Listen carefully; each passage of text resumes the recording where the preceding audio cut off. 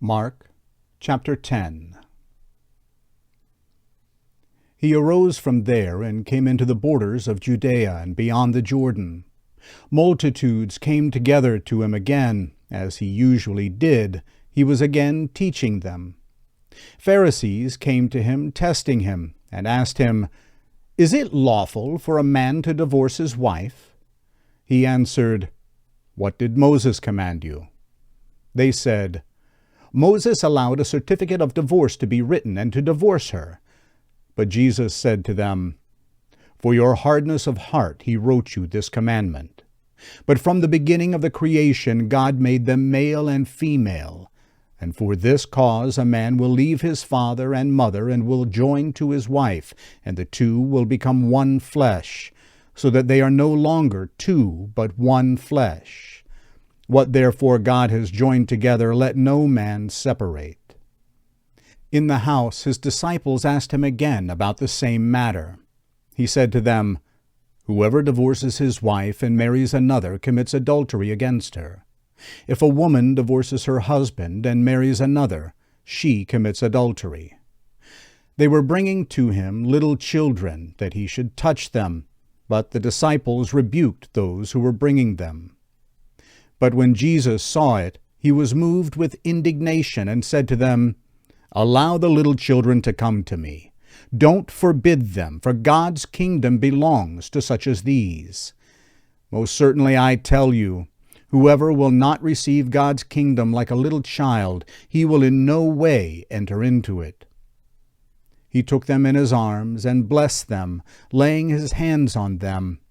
As he was going out into the way, one ran to him, knelt before him, and asked him, "Good teacher, what shall I do that I may inherit eternal life?"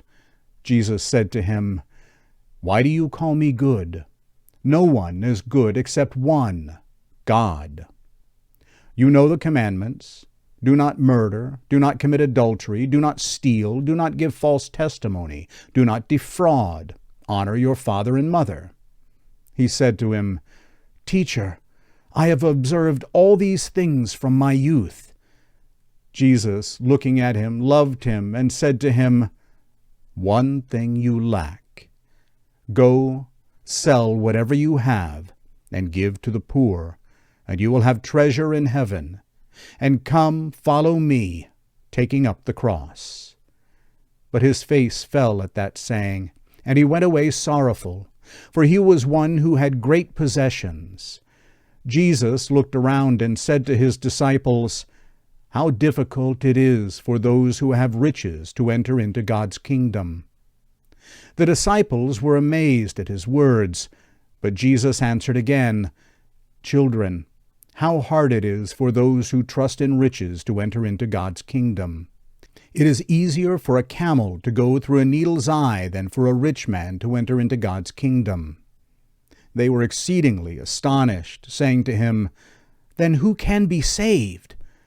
Jesus, looking at them, said, "With men it is impossible, but not with God, for all things are possible with God."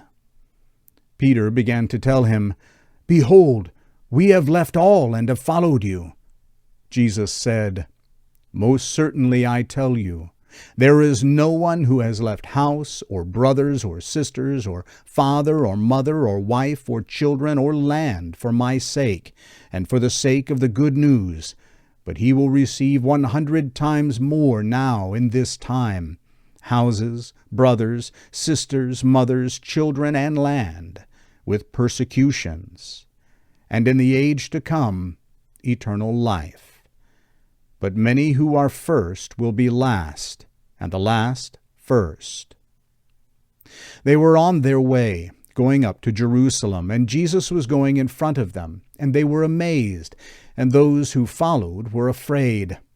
He again took the 12 and began to tell them the things that were going to happen to him. "Behold, we are going up to Jerusalem. The Son of Man will be delivered to the chief priests and the scribes. They will condemn him to death and will deliver him to the Gentiles. They will mock him, spit on him, scourge him, and kill him. On the third day he will rise again." James and John, the sons of Zebedee, came near to him, saying, "Teacher, we want you to do for us whatever we will ask." He said to them, "What do you want me to do for you?" They said to him, "Grant us that we may sit, one at your right hand and one at your left in your glory." But Jesus said to them, "You don't know what you are asking. Are you able to drink the cup that I drink, and be baptized with the baptism that I am baptized with?" They said to him, "We are able." Jesus said to them, "You shall indeed drink the cup that I drink, and you shall be baptized with the baptism that I am baptized with.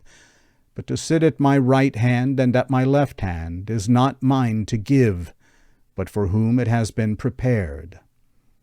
When the 10 heard it, they began to be indignant toward James and John. Jesus summoned them and said to them, "You know that they who are recognized as rulers over the nations lord it over them, and their great ones exercise authority over them. But it shall not be so among you. But whoever wants to become great among you shall be your servant. Whoever wants to become first among you shall be bondservant of all. For the Son of Man also came not to be served, but to serve, and to give his life as a ransom for many." They came to Jericho. As he went out from Jericho with his disciples and a great multitude, the son of Timaeus, Bartimaeus, a blind beggar, was sitting by the road. When he heard that it was Jesus the Nazarene, he began to cry out and say, "Jesus, you Son of David, have mercy on me." Many rebuked him that he should be quiet, but he cried out much more, "You Son of David, have mercy on me." Jesus stood still and said, "Call him." They called the blind man, saying to him, "Cheer up, get up, he is calling you." He, casting away his cloak, sprang up and came to Jesus. Jesus asked him, "What do you want me to do for you?" The blind man said to him, "Rabboni, that I may see again." Jesus said to him, "Go your way. Your faith has made you well." Immediately he received his sight and followed Jesus on the way.